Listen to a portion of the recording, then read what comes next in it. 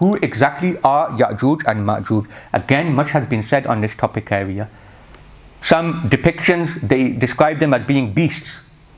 Certainly from the Christian literature we get that impression sometimes.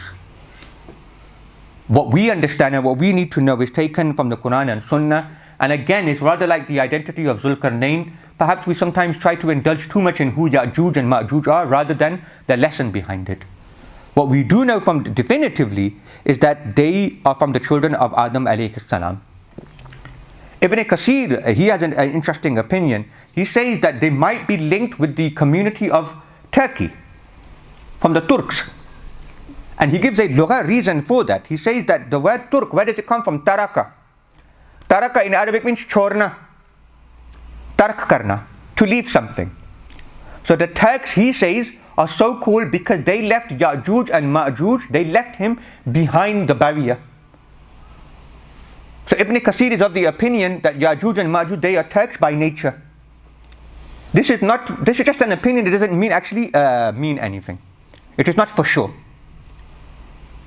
What we do know, however, that closer to the end of time, that the wall constructed by Dhu'l Qarnayn, it will be brought to the ground, it will become bulldozed to the ground, Yajuj and Majuj will escape, and they will cause absolute havoc on the earth. So as it stands at the moment, what we understand is that they are still behind that barrier. Some scholars, or some so-called scholars, they have suggested that Yajuj and Majuj are already on the loose. Why? Because they are agents of destruction. Inna Yajuj wa Majuj mufsiduna fil ard. And they are saying that the agents of destruction that we see today, it is Yajuj and Majuj. Sayyid Qutb is one famous person. He said that it could be that Allah's promise has already materialized and that they are now on earth causing havoc and destruction to the Islamic world. This is one opinion, that they are, you could say, symbolic. They are already here. Most opinions, however, suggest that they are still behind that wall, they are yet to be released. Then we have this discussion, a very interesting geographical discussion as to where exactly the wall is. Regarding its exact location, there is no mention of this in the Quran and Sunnah. Having said that, it doesn't mean that the wall is invisible. There are reports from the time of our Prophet ﷺ, companions who travelled from place to place, and they came back to our Messenger, peace be upon him, and said, Ya Rasulullah, we have seen the wall of Yajuj and Majuj. The Prophet ﷺ asked these companions, please describe it to me. These companions, they described the wall to our Messenger, peace be upon him, and they said it is like a decorated gown, some parts of it black and some parts of it red. When he heard this description, our Prophet ﷺ said, certainly you have seen this. So here you can see the extent of our Prophet's knowledge as well. That the exact location of Yajuj and Majuj's wall is hidden for everyone else, but not for our Messenger, peace be upon him. Otherwise he would have never affirmed that they had seen it. This is from our Prophet ﷺ's time. In Al-Bidayah wa Nihaya, Hafiz Ibn Kathir mentions the story of the Khalifa Al-Wasiq, who in the 3rd century he actually sent an expedition of highly skilled Muslims to try to locate where the wall is. Eventually they returned and they described it again to the Khalifa Al-Wasiq. And they said in their own words that it is still secure. They described it to the Khalifa in great detail. In Al-Bidayah wa Nihaya, it is mentioned that this wall is in the northeast area of the world. Where is it now exactly? Pizada Muhammad Imdad Hussain Sahib, he is of the opinion that, look, don't worry about the wall too much. It is hidden. Allah's earth is most vast. These mountains that the Quran is describing, they could be two very small mountains. All it is a dam, you could say, almost, between two mountains, this wall. Thousands of years might have elapsed since this wall was built. Mud, clay and whatever else might have grown over it now. So perhaps we do not know exactly where it is. There are some opinions which suggest that the wall of Yajuj and Majuj is the Great Wall of China.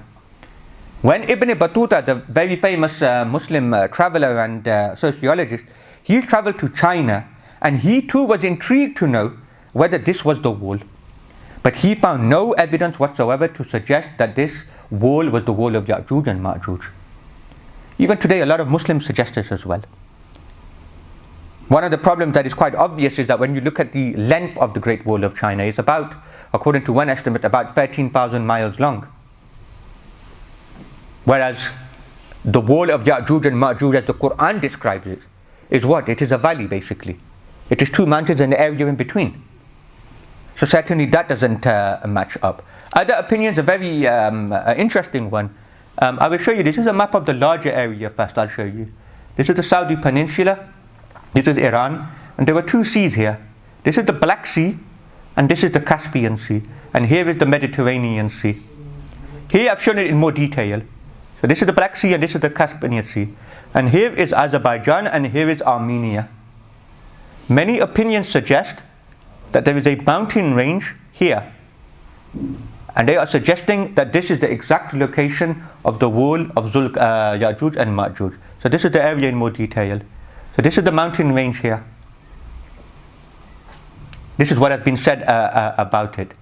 And in more detail, even further from that area, meaning that particular mountain range, Hazrat Allama Ghulam Rasul Saidi Rahmatullahi alayhi, in Sharh Sahih Muslim, he has said it's called the Dariyal Gorge. He says that this is the exact location and this is between the Black Sea and the Caspian Sea. It's not substantiated. Having said that, I told you that Khalifa Wasiq sent some people. When they came back, they said it is in the northeast of the world. Can you put that on? It is the northeast. But when it comes to the northeast, for those people who were living in the Saudi Peninsula at that time, that was that area. That is the northeast of the world. Others have said that it is Mongolia. Kila wakala, as we say. There is no definitive opinion. What is important for us to know that it is the most important wall ever to have been built. That is the most important area about that. That is all we really need to know about that. The Qur'an's description is most important. What we do know is that it is a very isolated place of the world.